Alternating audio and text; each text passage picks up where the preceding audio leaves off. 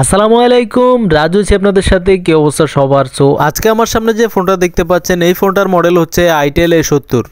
এই ফোনটাতে সমস্যা হচ্ছে ফোনটার ডিসপ্লেতে কোনো লাইট আসতেছে না। মূলত আপনারা দেখতে পাচ্ছেন ফোনটার ওসিএ গ্লাসটা কিন্তু কমপ্লিটলি ভাঙা। আমি কাস্টমারকে বলেছিলাম যে আপনি কমপ্লিটলি ডিসপ্লে সহ চেঞ্জ করে নেন, কিন্তু কাস্টমার বলে ভাই আমার কাছে টাকা নাই, আপনি কোনোভাবেই হোক ডিসপ্লেটা এনে দেন। সো কাস্টমারকে জিজ্ঞেস করলাম এই সমস্যাটা কিভাবে হয়েছে। তিনি বললেন যে ফোনটা পানিতে পড়ে যায়। পরে আমি এলাকার একটা দোকানে দেখাই এবং দেখানোর পরে তিনি ভালো করে ক্লিন করে চালু করেন, কিন্তু ডিসপ্লেতে কিছু আসতেছে না। সো আমার কাছে প্রথমত যখন ফোনটা নিয়ে আসে আমি প্রথমত ফোনটা সুন্দরভাবে খুলে ফেলি এবং খুলে ফেলার পর যেটা দেখতে পাই তা হচ্ছে ফোনটা কিন্তু রানিং আছে এবং ফোনের ডিসপ্লেও রানিং আছে, কিন্তু ডিসপ্লেতে কোনো প্রকার আলো আসে না, মানে এলসিডি লাইট সমস্যা।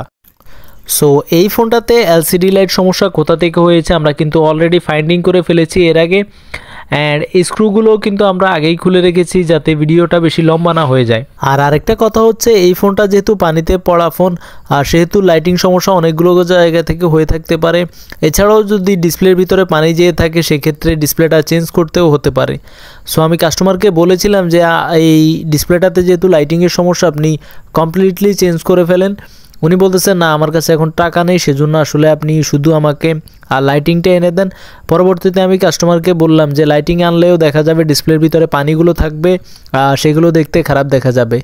সো কাস্টমার আমাকে বলল পানি থাকলে থাক, আপনি ওগুলা দেখার সমস্যা নাই, শুধু ডিসপ্লেটা আসলেই হলো, আমি কয়েকদিন চালাবো, আমার আরেকটা ফোন আসবে। সো আপনি কোনোভাবে হোক ডিসপ্লেটার আলোটা শুধু এনে দেন। সো আর কি করার, কাস্টমার যা বলতেছে তাই করতে হবে। সো আমরা ফোনটা কমপ্লিটলি খুলে ফেলেছি। এখন আমরা যেটা করব তা হচ্ছে লাইটিং এর যে সমস্যাটা সেটি সমাধান করার চেষ্টা করব। বিভিন্ন ফোনে লাইটিং এর সমস্যা বিভিন্ন কারণে হয়ে থাকে, তবে আইটেল A70 ফোনটাতে লাইটিং এর সমস্যা, বিশেষ করে আমি যেখানে সমস্যাটা খুঁজে পেয়েছি আপনাদেরকে যদি আমি একটু ভালো করে দেখাই তাহলে আপনারা দেখতেই পাচ্ছেন এখানে ডিসপ্লের যে কানেক্টর রয়েছে সেই কানেক্টরের ঠিক মাথায় প্রথম পয়েন্টেই মূলত সমস্যা।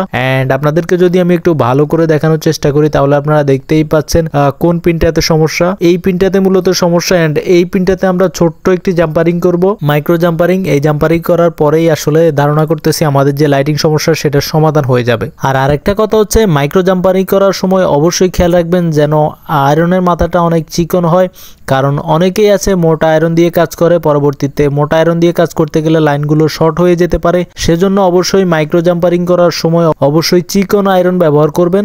এন্ড আমাদের জাম্পারিং করা প্রায় কমপ্লিট হয়ে গিয়েছে। এখন আমরা যেটা করব তা হচ্ছে আপনাদেরকে যদি একটু ভালো করে দেখাই কোথায় জাম্পারিংটি করেছি, এন্ড এখানে একটু আমরা জুম করে আপনাদেরকে দেখানোর চেষ্টা করব যে আসলে কোথায় জাম্পারিংটা করেছি। এই ছোট্ট জাম্পারিং করার পর আশা করি টেকনো গো 2024 ফোনটাতে যে এলসিডি লাইটের সমস্যা সেটির সমাধান হয়ে যাবে। এন্ড যেহেতু এটা ওয়াটার ড্যামেজ ফোন আর সেজন্য বেশিরভাগ ক্ষেত্রে এই কানেক্টর থেকে সমস্যা হতে পারে। তবে পানিতে পড়া ছাড়া যদি যে কোনো কারণে লাইট চলে যায় তাহলে সেই সমস্যাটা মাদারবোর্ডের বিভিন্ন জায়গা থেকে হয়ে থাকতে পারে। তবে যদি ওয়াটার ড্যামেজ হয় তাহলে ধারণা করবেন যে প্রথমত এই ডিসপ্লে কানেক্টরের প্রথম পিনটা থেকে সমস্যা হতে পারে। সো আমাদের জাম্পারিং করা শেষ হয়ে গিয়েছে। এখন আমরা যেটা করব তা হচ্ছে ডিসপ্লেটাকে ফ্রেমের মধ্যে লাগিয়ে দেখব যে আমাদের যে সমস্যাটা ছিল ডিসপ্লেতে লাইট আসতো না সেই সমস্যাটার সমাধান হয়েছে কিনা। সো আমরা এখন ডিসপ্লে কানেক্টরটা সুন্দরভাবে লাগিয়ে দিয়েছি এন্ড ব্যাটারিটা সুন্দরভাবে বসিয়ে তারপর ফোনটাকে চালু করে দেখব যে আমাদের ডিসপ্লে লাইটের যে সমস্যাটা ছিল সেটি সমাধান হয়েছে কিনা। এন্ড আপনারা দেখতেই পাচ্ছেন আমাদের ফোনের যে সমস্যাটা ছিল, মানে ডিসপ্লে লাইটের যে সমস্যাটা ছিল সেটির সমাধান হয়ে গিয়েছে। সো আজ পর্যন্তই। ভিডিওটি ভালো লাগলে লাইক করবেন, বন্ধুদের সাথে শেয়ার করবেন এন্ড অবশ্যই আমাদের চ্যানেলটি সাবস্ক্রাইব করে পাশে থাকা বেল আইকনে ক্লিক করে রাখবেন পরবর্তী ভিডিও নোটিফিকেশন সবার আগে পাওয়ার জন্য। আজ পর্যন্তই, ধন্যবাদ।